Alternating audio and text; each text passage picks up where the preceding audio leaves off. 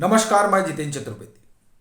वैसे तो आज अगर सबसे ज़्यादा कुछ सुर्खियों में है तो वह दिल्ली का एमसीडी चुनाव। वह इसलिए चूंकि वहाँ पर मतदान हो रहा है 4 दिसंबर जो है, और यही तारीख तय हुई थी कि मतदाता अपने मताधिकार का उपयोग करेंगे। सो वो कर रहे हैं, और मुकाबला जो है वो भाजपा और आम आदमी पार्टी के बीच है।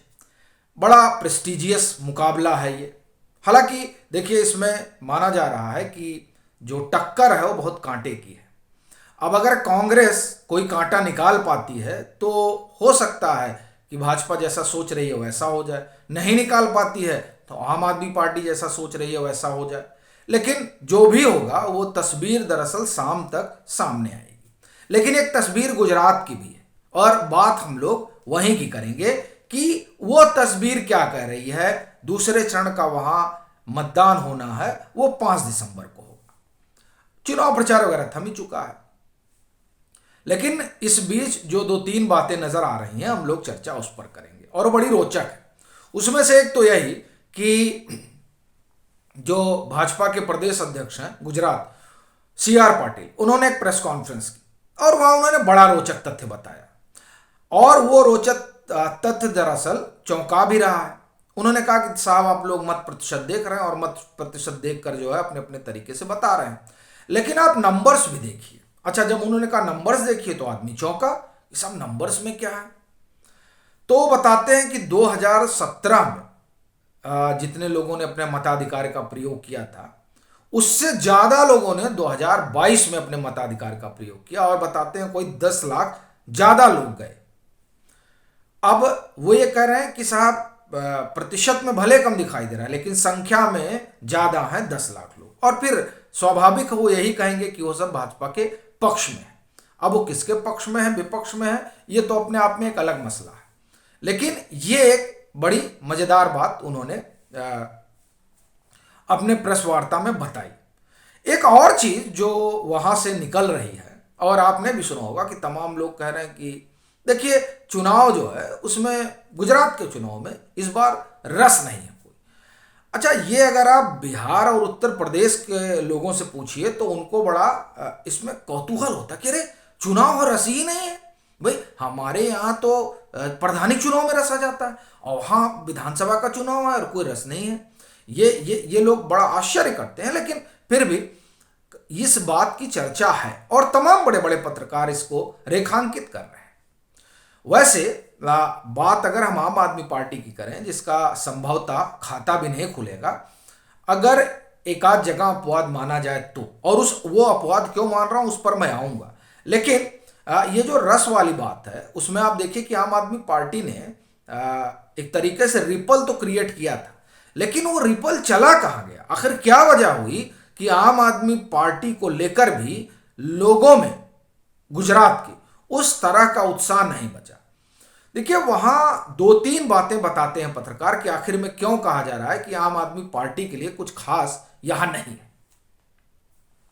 आम आदमी पार्टी बात करती है कि हम नए तरह की सियासत करते हैं, और गुजरात के लोग जब शुरुआती दिनों में इस बात पर भरोसा कर रहे थे कि नहीं, आम आदमी पार्टी तो नए तरीके की सियासत करती है, तो आओ, अब जब उनकी नए तरीके की जो सियासत है, उस सियासत में पहले उन्होंने भ्रष्टाचार देखा, फिर उन्होंने देखा कि साहब, इन्होंने तो जो उम्मीदवार उतारे हैं उसमें अपराधी खूब हैं जिन पर इस तरह के आरोप हैं, जो एडीआर के आंकड़े हैं। फिर तीसरी चीज उन्होंने देखी कि ये बात शिक्षा की करते हैं, और जो इन्होंने जिनको उम्मीदवार बना रखा है वो तो या तो पढ़े लिखे नहीं है, और या तो थोड़ा बहुत 8वीं 10वीं पास है। तो इन चीजों ने जो है उनके मन में एक बात तो डाली कि भाई देखिए, ऐसा है कि सब ऐसे ही है, और जो टेस्टेड और ट्रस्टेड है उस पर जो है हम भरोसा करें।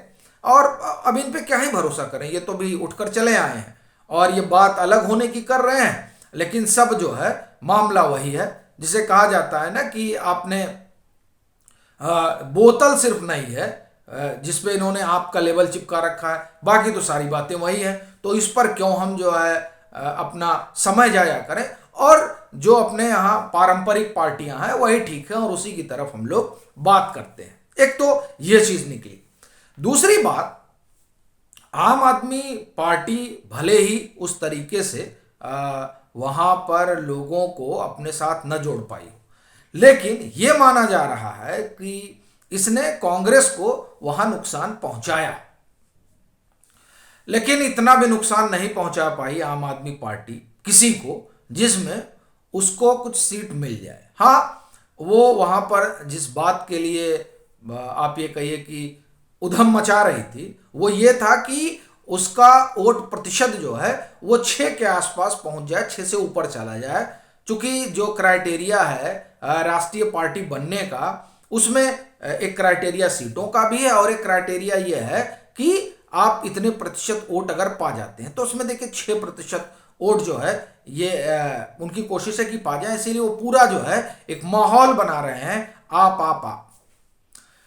अब अगर हम सूरत चलते हैं, जिस सूरत को लेकर सबसे ज्यादा चर्चा हुई, और पिछले अगर हम बात करें 1 महीने में, तो पूरे गुजरात का चुनाव एक तरफ और सूरत की 6 सीटें एक तरफ, जिसे पाटीदार बाहुल्य माना जाता है। और जिस सूरत में म्युनिसिपल कॉरपोरेशन में आम आदमी पार्टी ने कुछ खास किया था, इसके लिए उसे भी बड़ी आशा जगी। लेकिन यह माना जा रहा है कि जो एक ट्रेंड है, जिस ट्रेंड में आम आदमी पार्टी कांग्रेस का वोट खाती है, तो सूरत में भी वो उन्हीं का वोट खाती नजर आई। एक बात।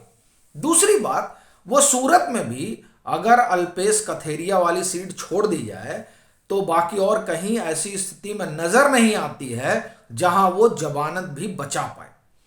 और इनके जो प्रदेश अध्यक्ष गोपाल इटालिया, वो अगर सम्मानजनक हार तक पहुंच पाए तो भी बहुत बड़ी बात होगी। इसीलिए कहा कि हमने कि खाता बड़ा मुश्किल है बच पाएगा। अल्पेश कथेरिया अगर कुछ चमत्कार कर पाते हैं, तो उसका एकमात्र कारण यह होगा कि वो उस समिति के सदस्य रहे, और सदस्य नहीं, संभवतः वो संयोजक लोगों में शामिल रहे हैं, जो पाटीदार आंदोलन अमानत समिति है। तो उनका अपना जो है एक निजी आधार है उस समाज में, क्योंकि उस समाज के लिए उन्होंने लड़ा।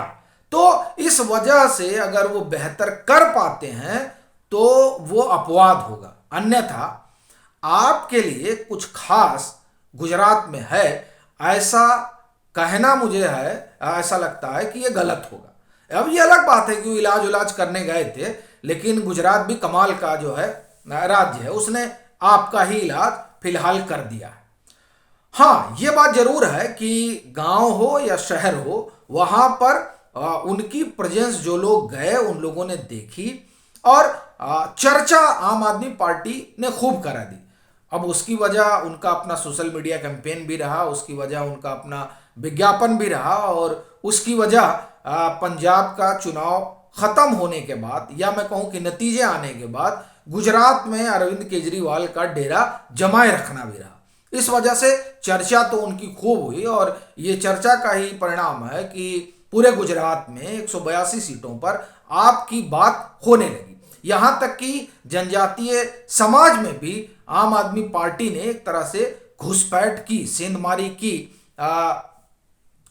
छोटा भाई बसावा के जो आप एक तरह से कहिए कि सबसे करीबी लोग रहे, जो बाद में भारतीय ट्राइबल पार्टी से बाहर हो गए, उनको टिकट देकर वो वहां तक पहुंचे। लेकिन उससे आगे आम आदमी पार्टी कुछ कर पाएगी, ये आप ये समझिए कि कुछ ऐसा नजर नहीं आ रहा है।